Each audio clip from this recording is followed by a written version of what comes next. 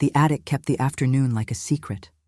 Dust hung in the air, soft as moth wings, and the house breathed the quiet that comes after years of speaking only in memories. I had gone up there for a box of winter blankets, nothing more, but my hand found the old dropcloth first, stiff with paint and age, and then the corner of a gilded frame peeking out as if it had been waiting for me to come back and finish a thought. I froze. My fingers knew the feel of that frame before my eyes did. The tiny nick near the bottom right, the place where Robert once knocked it against a chair and said he'd sand it smooth when he had the time. He never did. The nick was still there, honest, like a loyal mistake. I pulled the cloth away, and there he was. The man who taught me that gentle hands can carry heavy burdens, that silence can be a shelter and a sentence at once. He watched me from the canvas with that familiar calm, eyes the color of winter rain, mouth set in the quiet resolve that used to anchor our home. The portrait was not large, yet it felt like a door, one that had closed and had somehow, without my permission, opened a crack. The wood floor complained under my shoes. I could smell old cedar and the faint, sweet trace of linseed oil that never truly leaves a painting. Sunlight filtered through the small attic window and laid the gold of late day along his cheekbone, like a tender blessing. I should have covered it back up. I should have brought down the blankets and gone on with my day. Supper to plan, letters to answer, the small rituals that keep grief from spilling. But the frame leaned into me like a question, and I had been starved for answers for too long. "Robert," I whispered, and my breath fogged a little on the varnish. The attic had always been cooler than the rest of the house. Maybe that's why so many truths chose to live up there. I don't know when I knelt. I only know I found myself closer to him than I had been in years, studying the painter's strokes, the tenderness of the light above his eyebrow, the way the background had been smoothed into a deep, patient brown, humble, unassuming, like the man himself. I remembered the day it was painted, the studio that smelled of turpentine and tea, the artist, steady and kind, the way Robert kept reaching for my hand between sittings, like a schoolboy who had found himself suddenly shy. We brought home not merely an image, but a season of our lives we thought would never pass. I traced the air above his shoulder, never touching the paint, only the space where touch would have rested, and something caught in the light. A ripple, not in the varnish, but beneath it, as if an old surface had been covered by a new one, and the new one had grown thin with time. I leaned in and blinked. There are moments when you think your eyes have betrayed you, so you ask them to try again. I tried again. There it was, the faintest ghost of a curve where none should be, the suggestion of a shape under the brown, like a shoreline seen through fog. I followed it with my gaze, slow, careful, almost apologetic.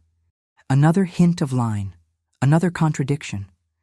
It was like the attic air held its breath with me, and I remembered how Robert would sometimes stand too long at the window at dusk, holding a thought he refused to share, as if the world would unsettle if he said it aloud. "Tea?" Clara called from the bottom of the attic stairs, her voice carrying the warmth of a fireplace that never goes out. "The kettle's complaining already."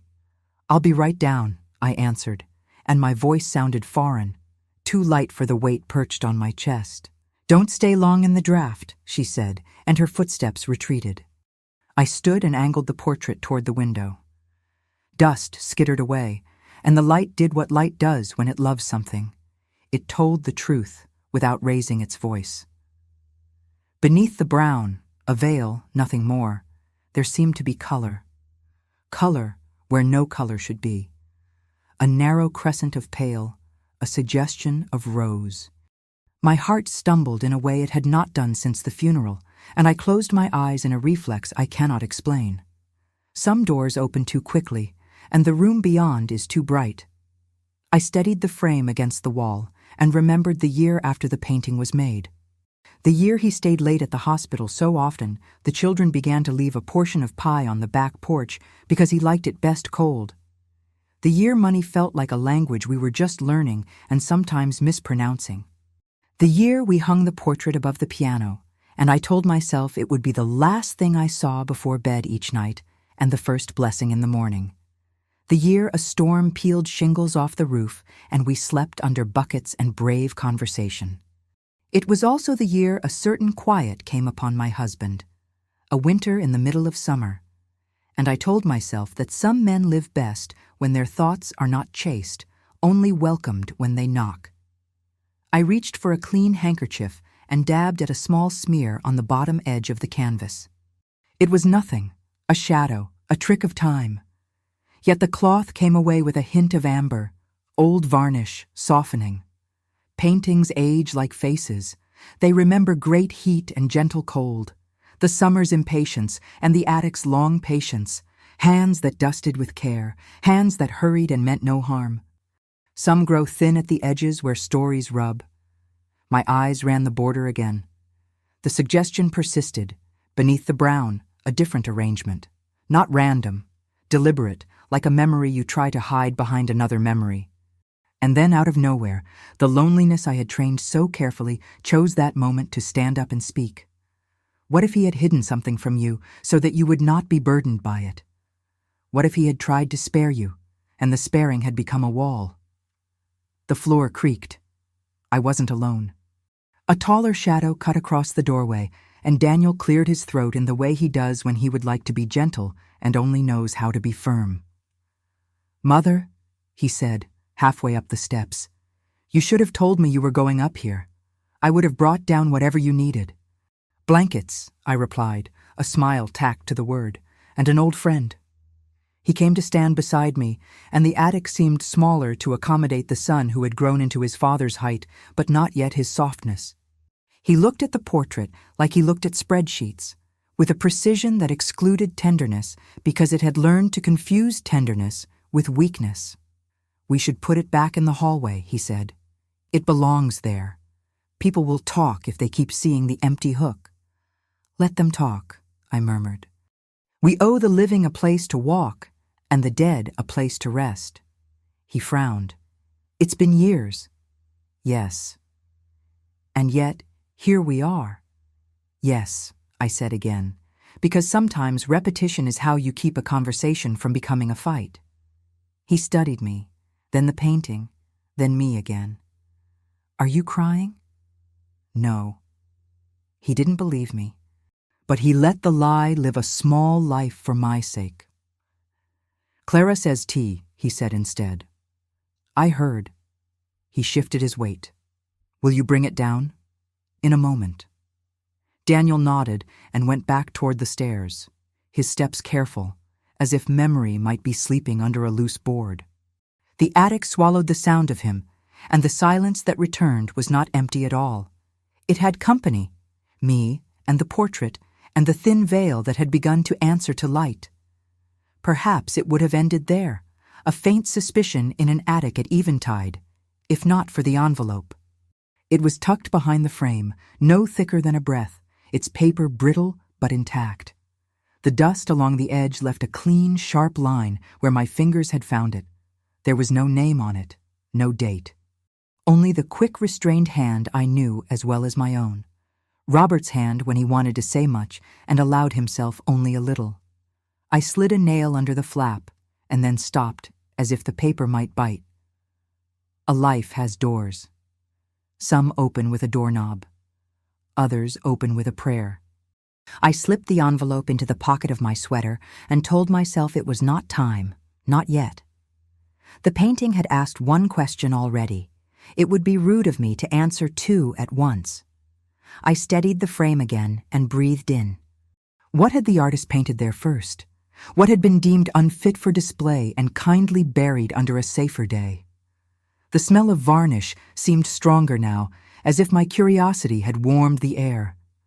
A tiny chip near the bottom showed a glimpse of undercolor, more vivid than the surface, like the inside of a seashell.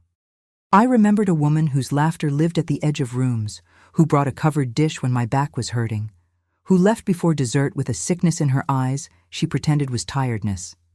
She had been a friend for a season, then a visitor, then a note in a Christmas card list I kept meaning to update. She had a way of thanking you, as if it were your honor to be thanked. I saw her face in a flash of accidental memory and told myself it was nothing but the mind throwing out names to fill a blank. The kettle downstairs cried out again, and this time I obeyed. I covered the portrait with the drop cloth and left the attic to its old stories, taking the envelope with me like a borrowed book. Halfway down the stairs, the house throbbed with life, Clara humming a hymn that had tucked itself into our walls years ago, the small clink of cups finding their saucers, the settling of wood that has learned the rhythm of our grief. Daniel was by the window, phone in hand, frowning at numbers that never felt as real to me as a day's weather. Claire stood beside him, mediating the sunlight with her presence, as she has always mediated difficult things with her voice. "You found it," she said softly, noticing the dust on my sweater. Claire has a way of seeing without startling the scene. I did.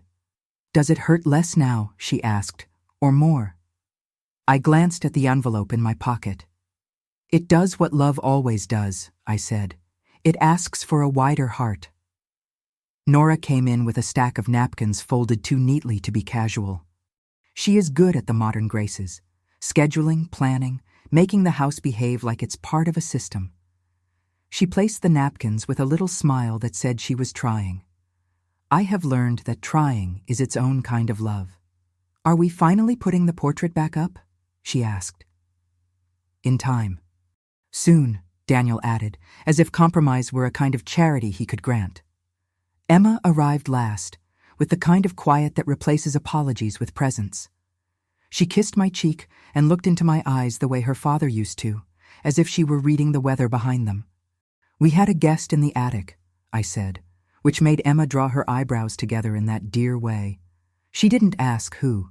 She never asks before I'm ready, and because of that, I'm often ready sooner. We sipped tea. We talked about nothing, which is how families approach something. The house listened and remembered and forgave us for the words we didn't yet have.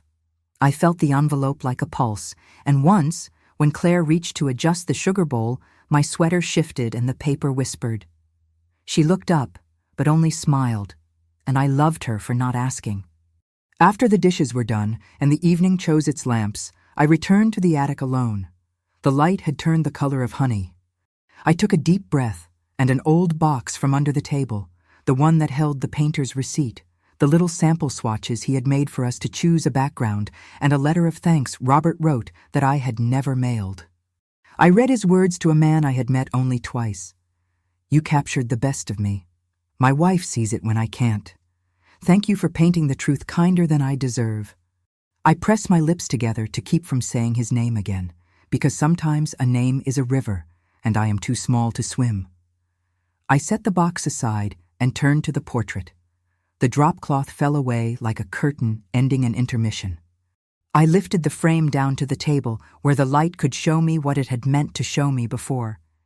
I fetched the small magnifying lens from the sewing kit, the one I used to read pills and thread needles. Through it, the surface became a landscape.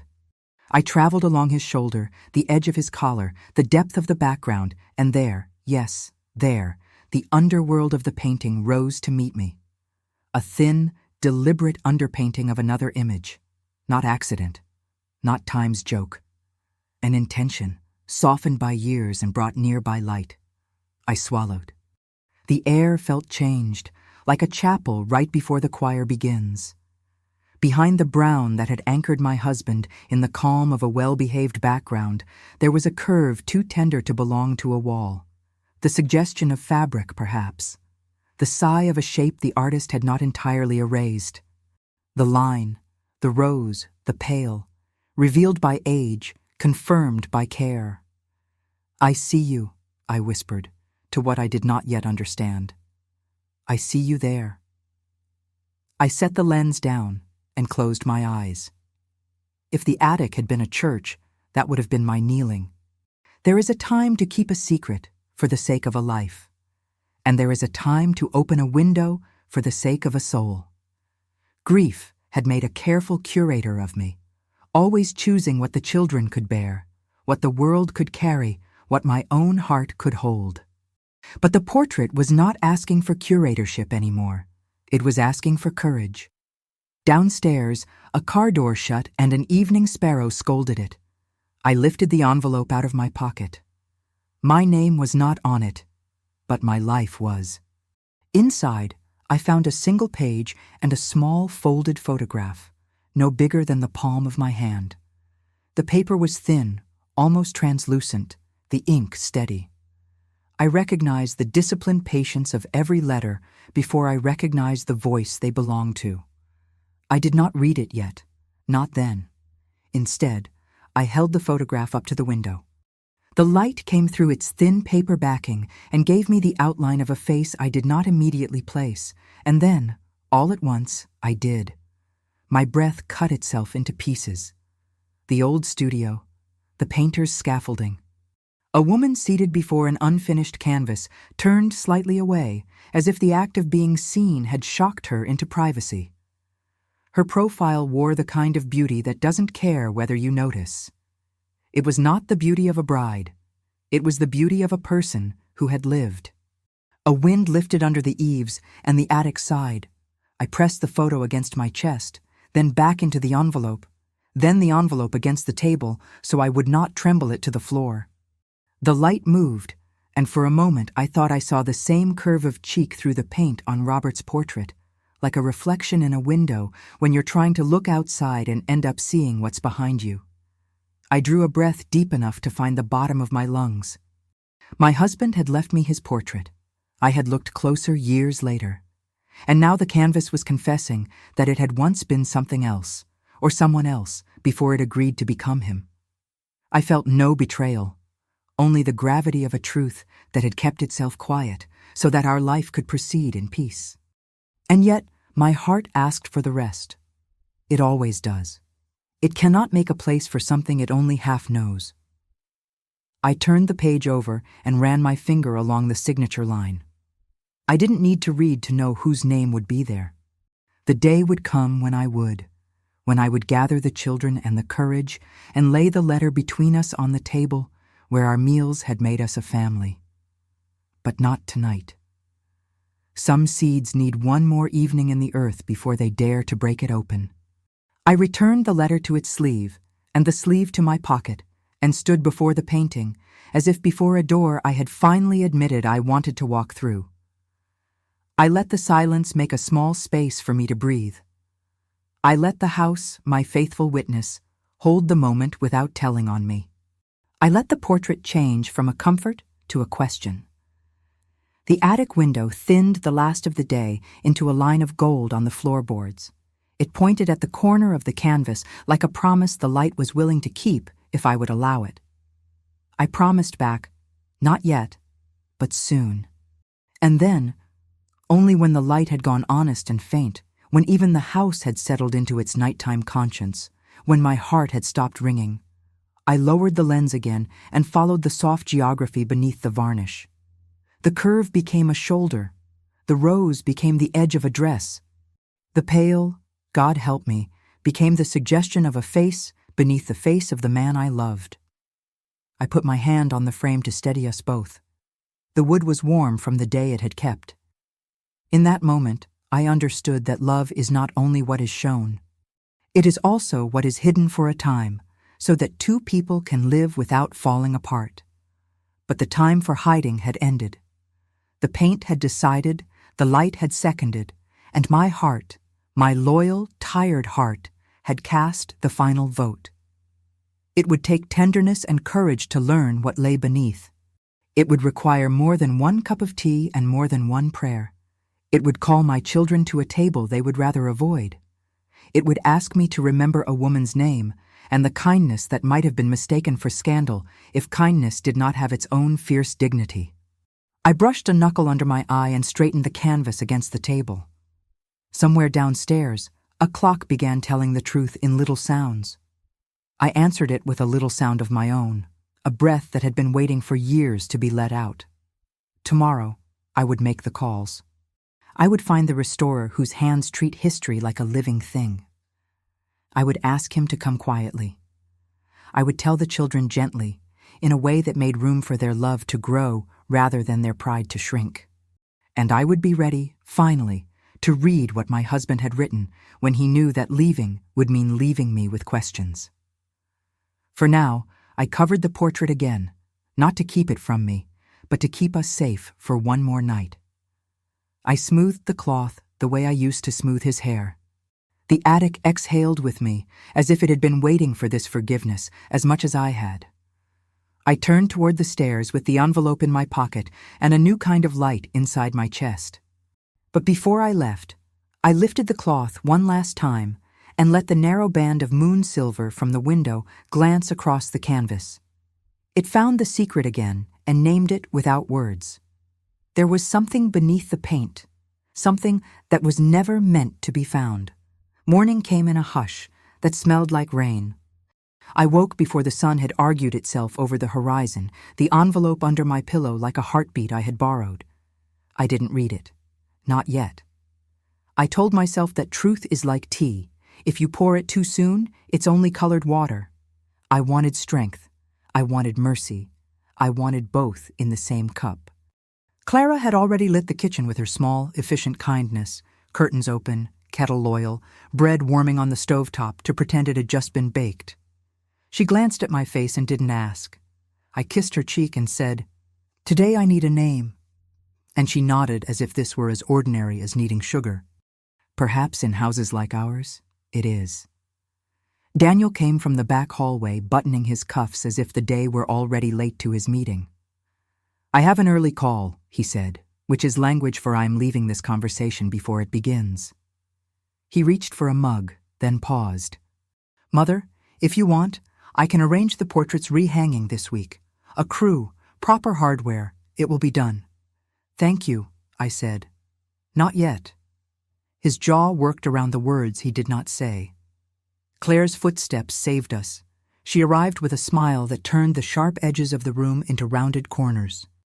"Will you be at supper?" she asked him. "If I can."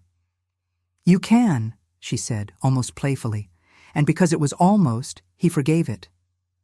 Emma drifted in last, the hem of her sweater still damp from mist. She had gone outside to pray among the herbs again. My daughters recognized the difference between solitude and withdrawal. It took me years to learn it. They were born knowing. We ate quietly. After, I said, "I would like to take a walk into town," and no one questioned the precise angle of my voice.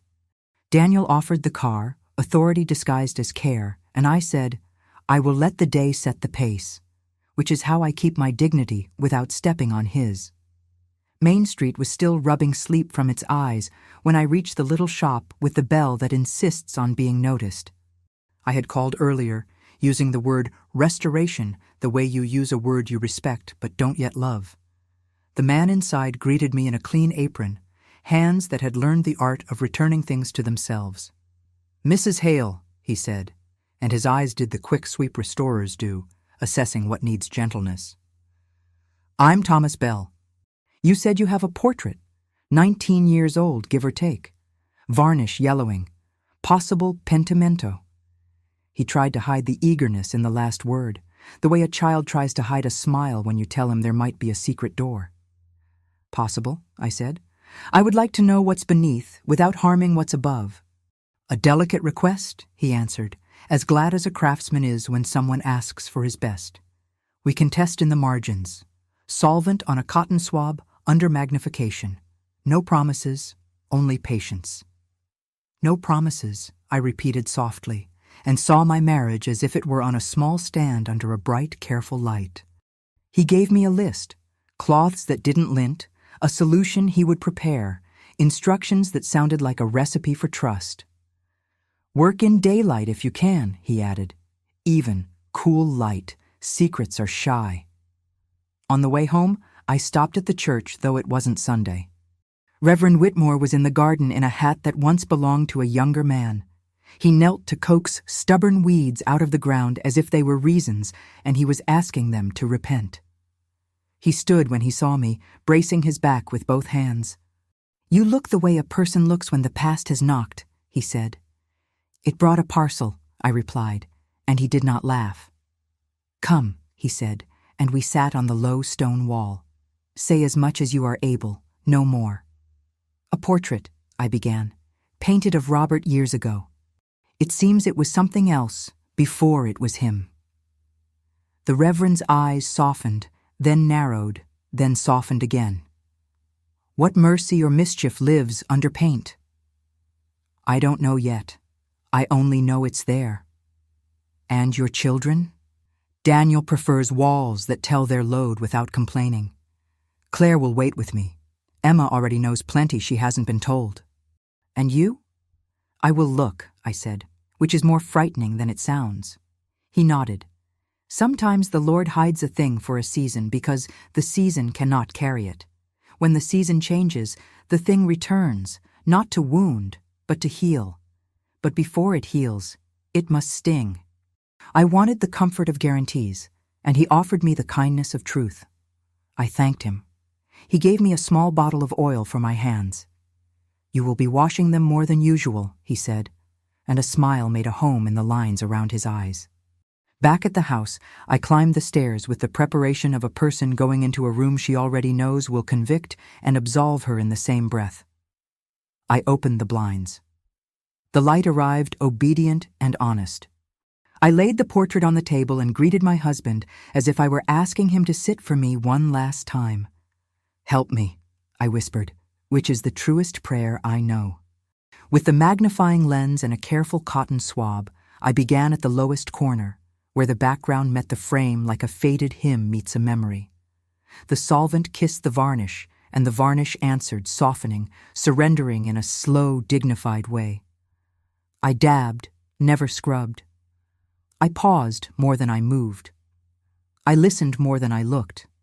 At first, it was only more brown, and then, like a shy confession, there it was, a line that did not belong to a wall, a slim, diagonal suggestion of fabric where a blank should have been, the tiniest bead of a pearl where a shadow should have slept.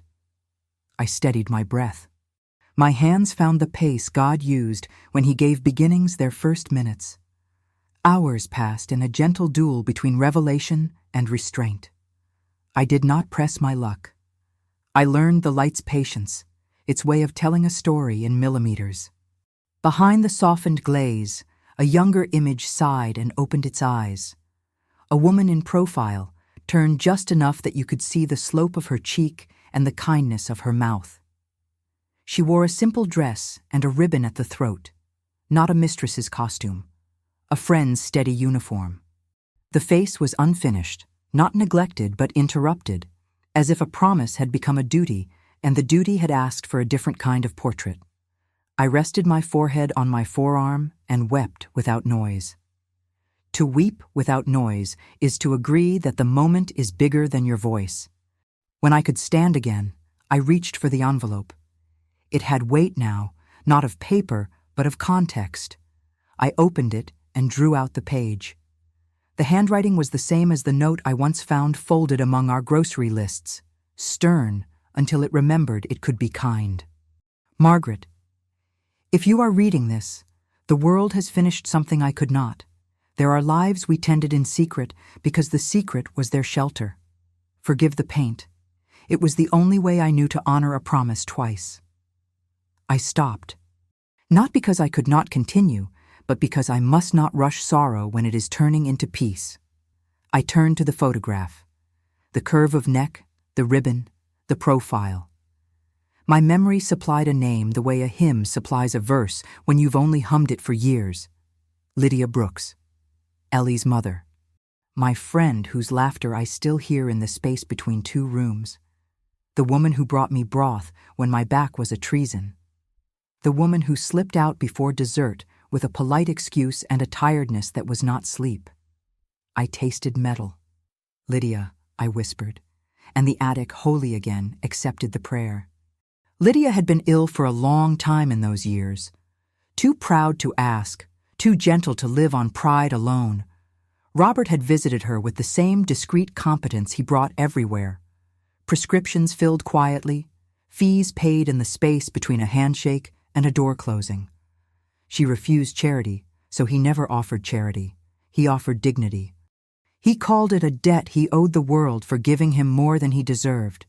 He never told me because to tell would be to make a gift perform in public, and he believed gifts should be able to keep their eyes lowered. The portrait had begun as Lydia's then, commissioned and interrupted. Perhaps she grew too ill to sit. Perhaps the money that would have paid for it bought a month of heat and medicine instead. Perhaps the painter, kind and practical, suggested repurposing the canvas when he saw that we could afford Robert's likeness and Lydia could not afford her own. Perhaps Robert insisted. Perhaps he accepted a canvas that already held someone else's hope because he could not bear to squander even a hope. The brown had been laid down like a kindness to keep Lydia from public speculation, to keep our home from stories that would miss the truth. And the truth? The truth was not what my fear had promised me. It was better. It was the kind of complexity love builds when it realizes that life is not a straight hallway, but a house of rooms where doorways sometimes share thresholds. The attic hatch sounded. Claire's head appeared first, then her smile. "I brought you water," she said, "because daughters like Claire bring ordinary things to extraordinary rooms and make them fit." She put the glass down and followed my eyes to the place where the underpainting had lifted its veil. Her breath caught softly, as if the sight had touched a string inside her that had been waiting for a note. "Who is she?" Claire asked, halfway to knowing. "Lydia," I said.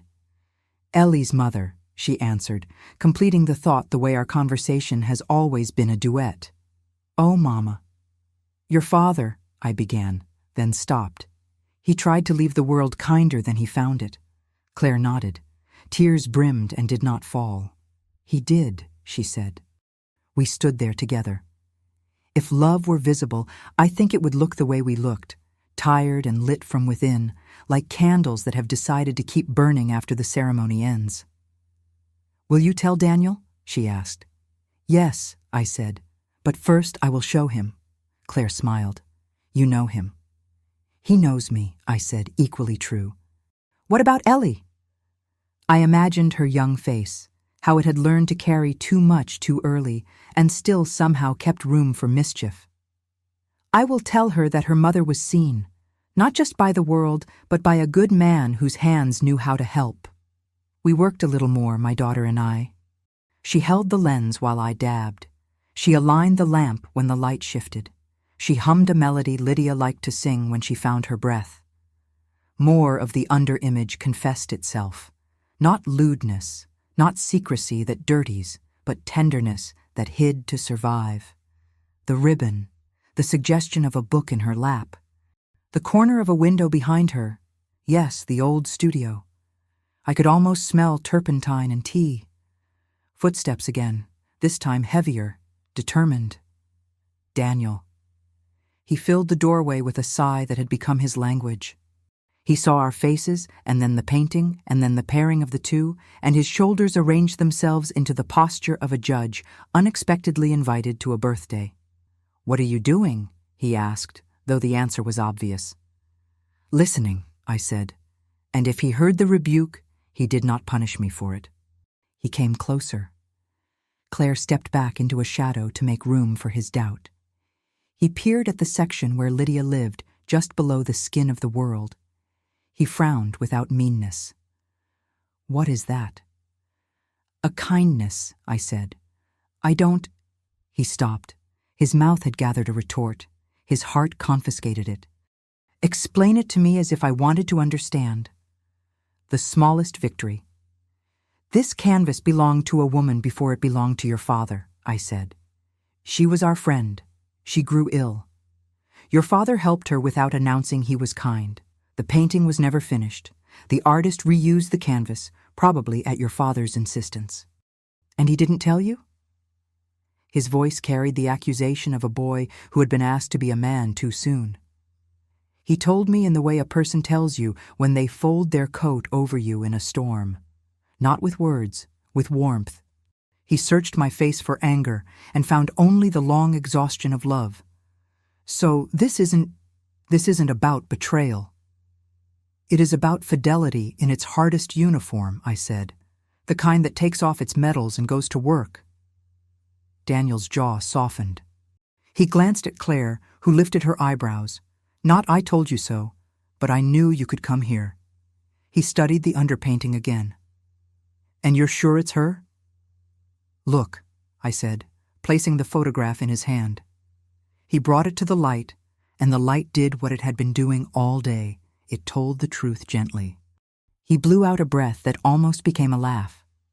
"Of course it is," he said. "That ribbon. She wore it at church even when the heat made foolish people talk about how she should care more about her health than about looking nice." He swallowed. "She said looking nice helped her feel like the illness hadn't won yet." I put my hand on his shoulder. He didn't move away. He cleared his throat. "What will you do?" I smiled. "What I should have done long ago. I will hold a supper. I will tell what I know. I will give your father back the dignity that secrecy borrowed." "And if people talk?" "They will," I said. "And we will let them. They will borrow our story for a weekend and then return it, and we will still have one another." He nodded slowly. The man he is trying to be stepped closer to the man his father was, and the space between them felt smaller. He put the photograph back on the table with more care than he has ever given an object, and in that care I recognized the beginning of his forgiveness. After he left us, Claire and I resumed, careful as prayer. By late afternoon, the edges of Lydia's presence had become undeniable. Her profile a suggestion strong enough to anchor meaning, gentle enough not to frighten it away. I stopped before boldness became damage. Reverence demands restraint. I washed my hands and watched the water carry varnish's thin amber into the sink. The lines on my palms looked like maps. For the first time in years, I felt I had a destination. Downstairs, the phone rang once, and then again. On the second ring, I answered. "Samuel," I said, recognizing the old friend's breath on the line before his name. "I was in town," he said. "The Reverend sent me past your house with a blessing and a question. How is Margaret?" "Margaret is dismantling a wall," I replied. "Use a small hammer," he said, "and a large heart." "I am trying. If you need anything—" "I have all the anythings I need," I said. "But if you have time tonight, come to supper tomorrow. Bring the story you remember about the day Robert fixed the ambulance door with a piece of string. I will need laughter to serve with the truth." He chuckled. "I will come." Evening heaped itself gently against the windows. I stood in the parlor and looked at the empty hook where the portrait had hung all those years. The hook had been patient. It had listened to holidays and arguments and births announced and a death announced and the sound a house makes when it learns to be quiet. It would hold weight again, different weight, lighter because the truth does not weigh a home down. It makes it strong enough to carry itself. I brewed tea and sat with Emma. She stitched a loose button back on my cardigan with the concentration of a surgeon and the devotion of a child. "You found her," she said softly. "I did." She tied off the thread and smoothed the fabric. "You'll tell them all?" "Yes." "And Ellie? I will ask her to forgive me for not seeing sooner what was right beneath our noses." Emma's eyes shone in the lamplight. "She will say, 'There is nothing to forgive,'" she murmured, "and she will be right, and you will still feel the relief as if you had been given absolution." "You have the Reverend's way of describing mercies," I said, and she laughed, tucking her feet under her like a girl who had grown more heart than height. Night came. I climbed the stairs one last time. The attic felt gentler now, as if it had laid down its burden and was only waiting for me to lay down mine. I stroked the drop-cloth as though it were the mane of a tired, good horse. I did not uncover the painting. I had learned enough for one day. On my way out, I paused. My fingers found the envelope again. I slid the letter out and read the rest. There are names I cannot write because they belong to stories that are not mine to tell. I have written the one you will need, Lydia. If Peter ever asks, pay the painter for her sit. He took less than he should have because he is a better man than his ledger admits. Tell the children that I was not keeping a secret from them. I was saving a dignity for someone else. If you can, forgive the years you had to guess at my silences. If you cannot, forgive me for asking. R. I placed the paper back in its paper womb and held the envelope to my lips. Forgiveness does not ask for reasons, only for opportunities. I had been given one. I would take it. Before bed, I wrote a list in my small, looping hand. Call Mr. Bell, thank him, tell him to be on standby for full restoration after supper. Lay 3 more places at the table: Samuel, Reverend Whitmore, Ellie. Roast chicken, rosemary from Emma's garden, potatoes with Clara's salt trick, the good glasses, the small plates that make second helpings necessary. A prayer written, not to be read, but to steady my heart. I slept the sleep of someone who has decided. It is different from the sleep of someone who hopes. Morning again. The house exhaled fresh bread and old wood. Claire ironed a tablecloth she insisted made the food taste better. Daniel brought flowers awkwardly, as if beauty were a task. Emma placed the photograph in a small frame, not to display, only to keep safe. Clara seasoned with the memory of my mother's hand. At 4, I called Ellie. Her voice answered like music you know by heart but haven't heard in years. "Margaret?" she said, and in that one word I heard the little girl she had been and the tired woman she was learning not to become. "It's been too long." "Come to supper," I said. "There is something of your mother's here that belongs to you." Silence, then a breath, then the sound people make when they sit down unexpectedly. "I'll be there." We set the table. We chose seats. We left a space at the head where absence sits without making a scene. When the doorbell rang, the house lifted its head like a dog who recognizes an old friend's footsteps. Samuel entered with a grin the years had not managed to compromise. The Reverend came with the kind of hug that ordains even the ordinary. Ellie came with a hesitation that could have taken the shape of a refusal, and instead became courage. We ate. We laughed to warm the room. Samuel told the ambulance story. The Reverend blessed the food with a prayer that sounded like a memory. I watched Ellie's face for signs of pain and found only the relief that comes when someone else decides to carry your question for a while. When the plates were cleared and the teapot returned to its place of honor, I stood. My hands did not shake. I looked at each of them and then at the empty hook. "There is a story under our story," I said. "It is time to lay it on the table with the bread." I did not bring the portrait down. Not yet. I brought the envelope, and I brought the photograph. I set them beside the salt and the lamp and the vase as if they had always been part of the meal. I told them what the paint had told me. I said Lydia's name the way one says a blessing. I looked at Ellie. She covered her mouth and then uncovered it, letting her hands fall to her lap as if permission had been granted to feel. Tears came like rain that had been promised and had finally kept its appointment. She didn't speak. She didn't need to. I took her hand and placed the photograph into it. "Your mother was seen," I said. "Completely, and honored." Daniel cleared his throat. I watched humility learn how to wear his face. Claire's eyes shone with the relief of someone who had been keeping vigil and had finally heard the door open. Emma leaned back and closed her eyes the way a person does when she hears the note the song had been missing. Samuel wiped his glasses. The Reverend's amen was not a word.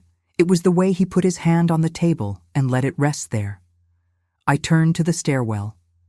"Come," I said, and we went up together, family, friends, and a pastor who knows when to lead and when to follow.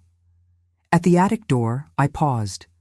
The room welcomed us, no longer a museum of what could not be said, but a chapel of what could finally be named. I pulled back the cloth. The lamp found the places where the underpainting had surfaced, like truth at last allowed to breathe. Lydia's profile hovered behind Robert's shoulder, not haunting him, not haunting us, only accompanying, as kindness does when it refuses to be credited. Ellie reached out, then stopped. "May I?" "Yes," I said, and she touched the frame as a person touches a railing that kept her from falling. She laughed through tears. "That ribbon," she said. "She wore it the day she told me not to be frightened of needing help." She looked at me. I thought she meant me. Perhaps she meant herself. "Perhaps she meant all of us," I offered. No one spoke for a while. There is talk that contaminates, and there is silence that disinfects. We chose the latter until the moment had decided we were ready for the former. Finally, Daniel said quietly, "I'm sorry." He didn't say for what, and he didn't need to. He was apologizing to the story for ever requiring it to be simpler than it was. We covered the portrait, not to hide it, but to honor the custom of letting grace rest after it has done its work. We returned downstairs with the letter still on the table, the photograph in Ellie's hands, and the truth braided through us like light through lace. Tomorrow, the restorer would come. He would bring his small hammer and his large heart. He would help the canvas decide how much of yesterday it could carry forward without breaking. And then, when the time was right, the portrait would return to its place, not as a shrine to a man we misremembered, but as a testament to a love we finally understood. And as for me, I slept that night with the window cracked and the curtain lifted so the moon could do its quiet housekeeping. I dreamed that the house grew a new room, and that the door to it swung easily on well-oiled hinges. In the dream, Robert stood in that room with one hand outstretched, as if inviting two people to walk in at once. I woke with the kind of peace that does not need witnesses to prove it is real. In the morning, I would call the children to the table again. I would place the letter between us, not as a weapon, not as an exhibit, but as bread. We would break it. We would eat. We would be strengthened for what kindness asks next. And I would hang the portrait in my heart first, unvarnished. The morning after the supper felt different. The house had a softness to it, like a person who had cried and slept and was somehow lighter for both. Light came through the curtains without asking permission, and for the first time in years, I didn't close it out. The air smelled of lemon oil and bread crusts, the scent of a home learning how to be new without forgetting the old. Clara hummed as she cleared the last of the dishes from the night before, careful with the good glasses, as though they held the echo of what had been said. She caught my eye and smiled. "Peace looks well on this house," she said, and I touched her hand in agreement. I spent the early hours writing letters, one to the painter's grandson, who now kept the studio in town, thanking him for his grandfather's mercy. Another to Reverend Whitmore, who would want to record the evening's revelation as a parable for his next sermon. Each word came slowly, like someone finding footing after years of walking on uneven ground. I wrote with gratitude, not grief. Gratitude feels heavier in the hand, but lighter in the heart. By mid-morning, the restorer arrived. Thomas Bell entered with the quiet reverence of someone stepping into a sacred space. His tools were modest, a magnifier, soft brushes, cloths folded as neatly as hymnal pages. "You are ready?" he asked. His voice was not about the painting. It was about me. "Yes," I said, and the word carried the sound of release. We climbed to the attic together. Daniel followed a step behind, curiosity tempered by newfound humility. Claire carried tea for everyone, because care is her language. Emma trailed last, holding the photograph of Lydia like a bookmark for the story we were finishing. The portrait waited where I had left it, wrapped in its pale shroud. I removed the cloth with slow hands, revealing Robert's calm face and the secret that now glowed faintly behind it, a twin truth rising like dawn behind a mountain. Mr. Bell leaned in, his breath steady. "You've done fine work," he said, impressed. "Just enough to let the light in, not enough to bruise it. May I continue?" "Please." He began his work, his swab moving in tender circles, a ritual of undoing and preserving. The varnish softened under his touch, and bit by bit, Lydia's presence emerged. not erasing Robert, but living with him, behind him, as though both souls shared the same frame, each blessing the other's memory. Daniel leaned forward, astonished. "You can see them both," he whispered. "Yes," Mr. Bell said. "It's a rare phenomenon. The pigments aged at different rates. The underlayer was too alive to stay hidden forever." Alive. The words settled in the attic like a prayer answered.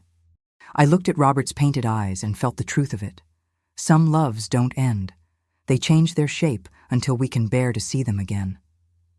Claire pressed her hand to her chest. "It's beautiful," she said. "He didn't erase her. He carried her." "That's what good men do," I said softly. "They carry what others might discard." Emma touched my shoulder. "And you carried him," she whispered. I smiled, a small, grateful ache in my throat. "We carry each other, if love is true." Mr. Bell finished his gentle cleaning and stepped back, studying his work with reverence. The painting now shimmered with a double life, Robert in the foreground, steady and kind, Lydia behind, faint as breath, her outline visible only when the light angled just so. Together, they formed something new, a testament not to secrecy, but to compassion disguised as silence. I thanked Mr. Bell, and he nodded, packing his tools. "You know," he said, "art historians will argue about this for decades. They'll ask why he painted over her, but you'll know, won't you?" "I'll know," I said, "and I'll tell it right." After he left, we stood for a while in silence. Daniel took my hand, unprompted, and that simple gesture broke something open in both of us. "I thought I'd have to defend him," he said. "Now I see I just needed to understand him." "You've done both," I said. He smiled faintly. "Then maybe I've finally become his son." When he left the attic, I stayed behind. The others gave me the kindness of solitude. I looked at the portrait, at the two stories now living inside one canvas. Robert, who had hidden compassion beneath dignity. Lydia, who had been given a resting place in the quiet layers of our life. And me, who had finally seen beyond the varnish. I sat by the window where the afternoon sun washed the room in the color of forgiveness. I thought about how time peels us gently, revealing the truth beneath what we show the world. We are all portraits over portraits, lives painted over other lives, each one giving meaning to the last. As I sat there, the house began to fill again with familiar sounds. Laughter from the kitchen, the scrape of chairs being pulled to the table, the living proof that grief does not end life. It rearranges it. When evening fell, we hung the portrait in its rightful place. Claire adjusted the frame until it caught the lamplight just right, and we all stepped back. The effect was astonishing. Depending on the hour, sometimes only Robert's calm face appeared. Other times, when the light turned soft and sideways, Lydia emerged faintly behind him, a whisper of mercy made visible. Clara clasped her hands. "It looks like a prayer answered," she said. "It is," I replied, "for both of them." The Reverend arrived later, as promised, his hat in hand, his eyes shining. He stood before the painting for a long time. "You've given two souls their rightful ending," he said. "That's no small work." "Truth does its own work," I said. "We only have to stop hiding it." He smiled. "And when truth is spoken like this, it turns into grace." I nodded. "That's what I'm learning." We shared one last meal that night. No speeches, no ceremony. Only warmth, only presence. Ellie sat between Claire and me, her laughter tentative but real. At one point, she looked up at the portrait and whispered, "Mama, you're home." I reached for her hand, and in that quiet gesture, I felt Robert's forgiveness flow through the room like air after rain. Later, when everyone had gone and the candles burned down to gentle stubs, I stood alone before the portrait. The house was silent again, but it was a different kind of silence now, alive, not empty. The kind that comes after truth has been spoken and the walls themselves seem to exhale. I touched the frame. "You kept your promise," I whispered. Now it's my turn. The lamp flickered, and for a heartbeat, I saw them both, Robert's calm, steady eyes and Lydia's tender profile behind him, smiling in a way that asked for no defense. Together, they seemed to say what my heart already knew. Forgiveness is not forgetting. It's seeing clearly and loving still. I turned to leave, pausing at the doorway to look one last time. The portrait seemed to breathe with the house, the air shifting just enough to make the light dance between them. It was beautiful, not perfect, not polished, but real. The way love looks when time has taught it humility. Downstairs, I sat at my desk and wrote the closing lines for the next letter I would never send. Some truths are painted twice, once to be seen by the world and once to be found by the heart. I found yours, Robert, and I thank you for the secret that changed everything. I sealed it, not to mail it, but to keep it. Some letters belong only to silence. When I went to bed that night, the moon was full. Its light slipped through the curtains, brushed my hands, and rested on my face as if to say, "It's done." I closed my eyes, breathing the peace I had thought I'd never know again. Tomorrow, I would record this story for the widow's journey, for the women who wait too long to open their attics, for the hearts that think truth will break them when in fact it frees them. I would tell them that love's afterlife is not haunted, it is redeemed. And when I finish telling it, I'll end with a question, not to them, but to you listening somewhere in the quiet. Would you have told the truth or left the secret in peace? Tell me in the comments, and stay, for there are more portraits waiting to be seen. My name is Margaret Hale, and what you're about to hear are the echoes of a life divided between love, loss, and truth. If my story touched you, stay close. Subscribe and walk with me through every chapter.